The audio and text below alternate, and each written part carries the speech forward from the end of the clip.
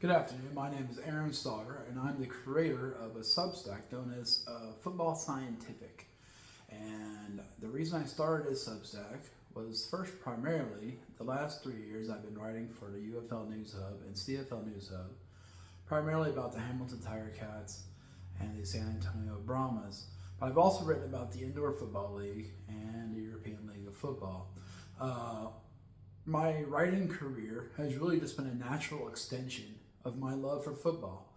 Over the last 38 years, I've really allowed football to become a major part of my life, and I would like to spread that love that I have for football to other people and let them see, maybe behind the curtain. I first started playing football when I was 8 years old, 38 years ago. And during that time, I really didn't watch football. My dad watched football quite a bit, and I was unsure really how I felt about it. And he was a big Atlanta Falcons fan, and I really didn't know how I felt. I felt the game was kind of boring. But I started playing it when I was 8, and I kind of learned to enjoy the physical aspects of football and hitting people and the fundamental aspects.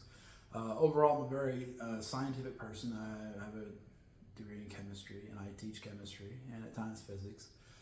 So I kind of approach football with that mentality, kind of like an analyst, mentality.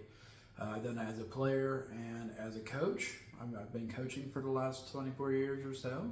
I run a private coaching business through Coach Up, an app that you can get private workouts with. And I've been writing for UFL News Hub and CFL News Hub, really just to extend my career into a different aspect. And I think writing about football, especially the CFL and UFL, really has been a fun time. And I'm hoping I can share my love for those leagues, plus more, over this new media, making a video, making a podcast potentially. So the first thing I want to talk about in this first video was really just Friday night. I was watching a game, NAL game, preseason game, between the Shreveport Rougarou and the Dallas Falcons. And I was sitting there watching that game on YouTube, streamed for free, which is nice with the NAL. I was asked, "Hey, why are we watching this game? We don't know these teams. This doesn't really seem to be that great football." The field they were playing on was a used field from the Wichita Force. The Rougarou are a brand new team in the NAL. They're an expansion team. Now they've had a chance to really get their budget up, but they had a good crowd at the game, which was nice.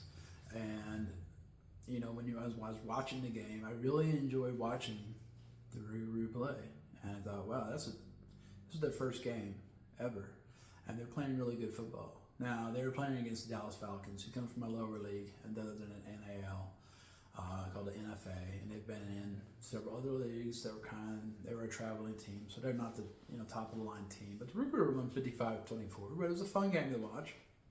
Both teams, had some explosive plays on offense.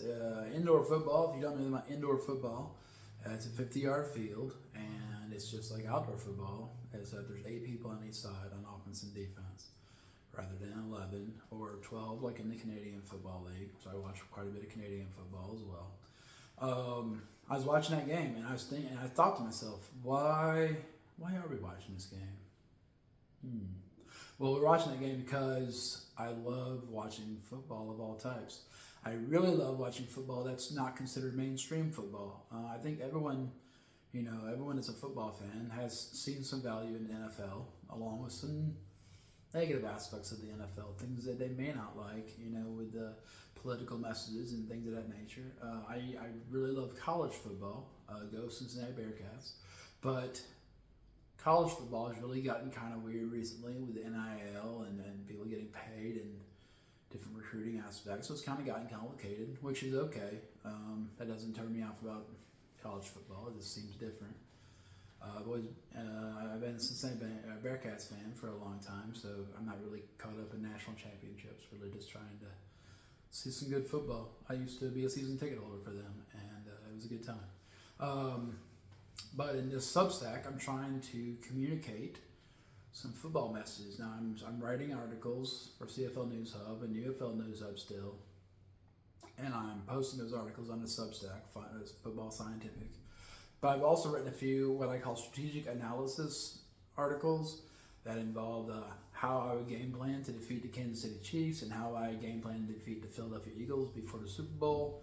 I felt like that was going to be an interesting subject to get into. I did a lot of film work for that and really thought about my own coaching experience. I currently coach at a high school in private high school in Chattanooga, Tennessee, and I'm just applying what I know about football analysis from the last 20-some years of experience to write those articles.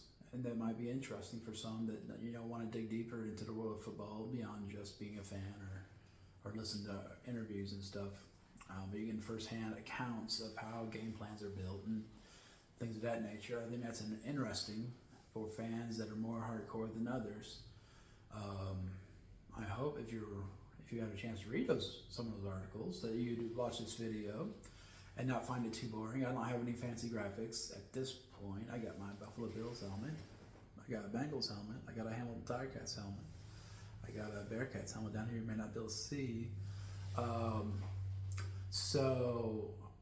just love football. And I think if other people just love football, maybe they'd be interested in learning the ins and outs of how this thing really works. Football is not just something I enjoy, it's a lifestyle for me. It's helped me pay for my college education and degrees, and it's helped me get the job I currently have, and the home I live in is basically funded by football. So, and now with the UFL News Hub and CFL News Hub, I get small amounts of money for that. And it's nice to use that money for different things. But the fun part is that it's still related to football, professional football, and being actively involved.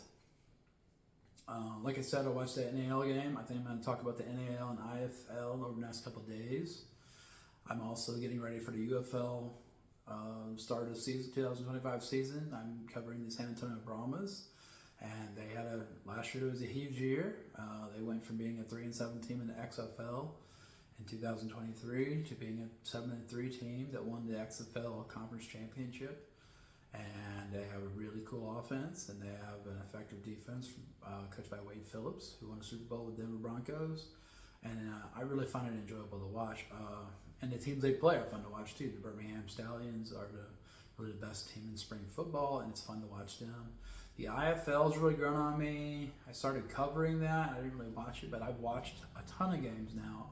They're usually streamed free on YouTube, so I watched those a ton, and it's been really fun to, analyze those games and figure out, how do you win in indoor football. Along the way, I've learned there's different kinds of indoor football. Originally, when I was a kid, the Arena Football League really just started, and I watched a lot of arena football, and it was a very passing-oriented league because not knowing why, but they had 2 linebackers in the box, 3 down linemen, 2 linebackers, and 3 defensive backs, so it makes sense to pass a lot.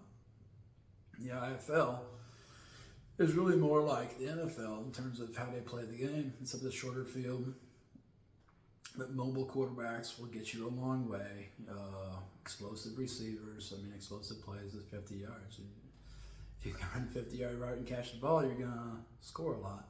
That's not always how it goes, because last year the league started off very defensive, very defense heavy, because there was a lot of turnover. There's a lot of turnover in the arena leagues, and that produces a lot of parity, which I really like that.